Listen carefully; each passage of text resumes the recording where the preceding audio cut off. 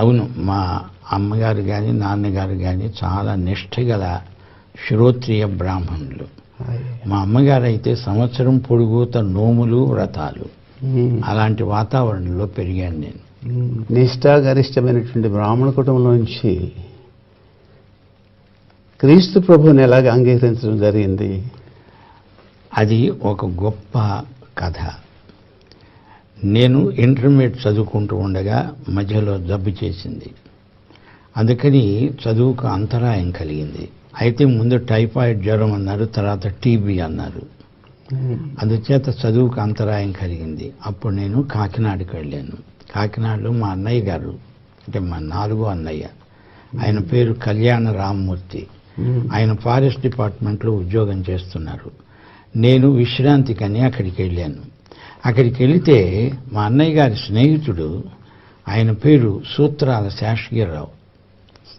ఆయన మిషనలకు తెలుగు భాష నేర్పేవాడు. ఆయన మా అన్నయ్య గారి ఫ్రెండ్. ఒకరోజు వచ్చి నా గురించి అడిగాడు. నేను ఊరికనే ఇంట్లో ఉంటున్నానంటే, ఏదో టెంపరీగా నాకు అసిస్టెంట్ టీచర్గా దొరలకు తెలుగు నేర్పడానికి సహాయపడదు కానీ రమ్మని అడిగితే మా అన్నయ్య సరేనన్నాడు. అందుచేత మొట్టమొదటిసారి దొరలతో, క్రైస్తవ మిషనరీ దొరలతో నాకు పరిచయం అయింది. ఆ పరిచయం కేవలం వారికి తెలుగు నేర్పడం వరకు మాత్రమే ఆ రోజున? అవును, తెలుగు నేర్పడంలో ఉన్న విశేషం ఏంటంటే, వాళ్ళు మిషనరీలు కాబట్టి వాళ్ళు తెలుగు భాష నేర్చుకోవడానికి వాడిన వాచక పుస్తకం యోహాను సువార్త. అది నా చేతికి ఇచ్చారు. అది నేను అంతకుముందు ఎప్పుడు చదివి ఎరగను. ఎందుకంటే అది క్రైస్తవుల పుస్తకం అని నా ఉద్దేశ్యం. అది మనది కాదు, వాళ్ళది అని. కానీ ఇప్పుడు విచిత్రం ఏమిటంటే, నేను అనుకోకుండా దేవుడు నన్ను ఆ పరిస్థితిలోకి తెచ్చాడు. వాళ్ళ పుస్తకం యోహాను సువార్త చదవాల్సి వచ్చింది మిషనరీకు తెలుగు నేర్పడానికి. అంటే పెద్ద జీవనాధారం అనుకోలేదు. ఊరిక ఉన్నామో ఏదో పాకెట్ మనీ ఇస్తారు అని సరదాగా నేను అది చేపట్టాను, కానీ అదేమి నా వృత్తి అనుకొని అందులో ప్రవేశించలేదు. సరదాగా ప్రారంభించింది, అది జీవిత గమనంలోకి మారింది.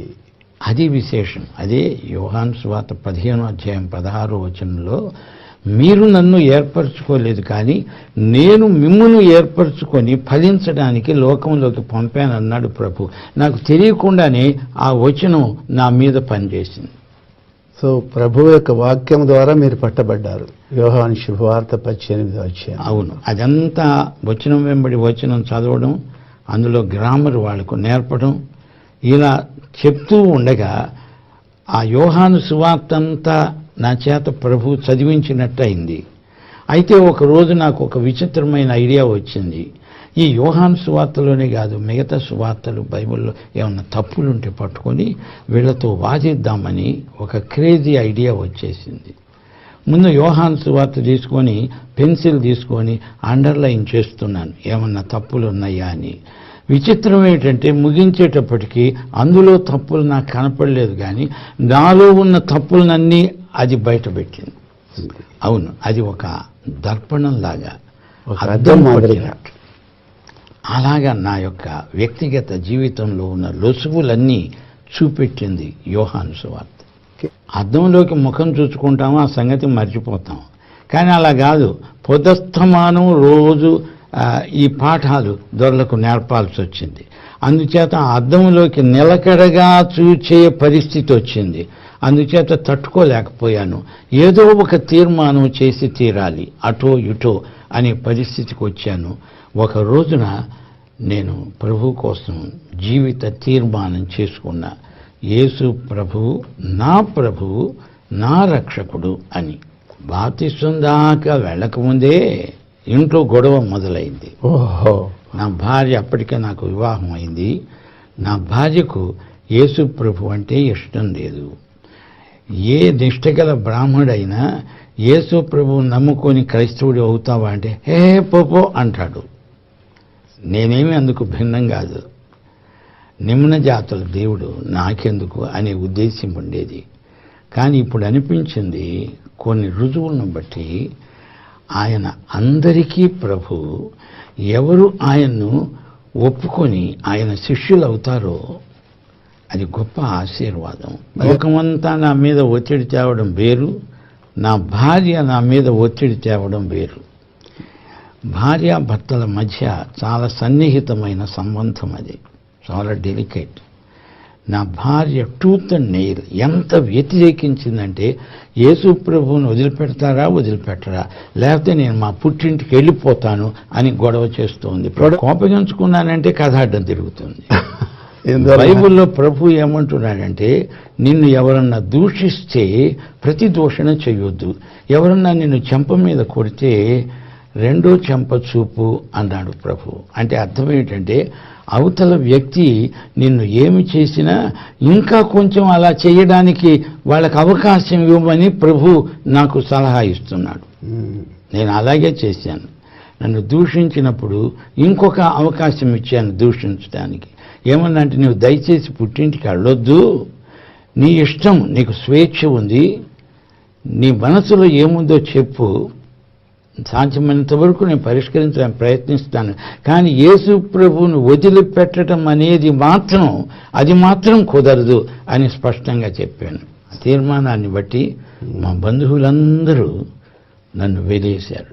నా 30వ ఏట యేసు ప్రభువును అంగీకరించాను. అంటే ఇప్పటికి దాదాపు 51 సంవత్సరం క్రితం. అవును, అదే విచిత్రం, నాకే ఆశ్చర్యం అవుతోంది.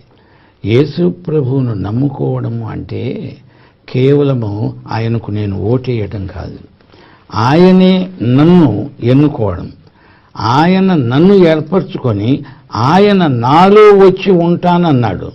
అందుచేత ఆయన ఏమి పలికిస్తాడో, నా చేత ఏమి చేయిస్తాడో అదంతా ఆయన ప్లాన్ అని నేను నమ్మాను. అలాగే జరిగింది. నా భార్య అంత వ్యతిరేకిస్తూ కూడా నన్ను వదిలిపెట్టి వెళ్ళలేదు.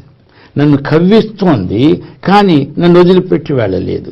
బంధువులు వచ్చి ఒక పెద్ద కాన్ఫరెన్స్ పెట్టారు ఒకసారి.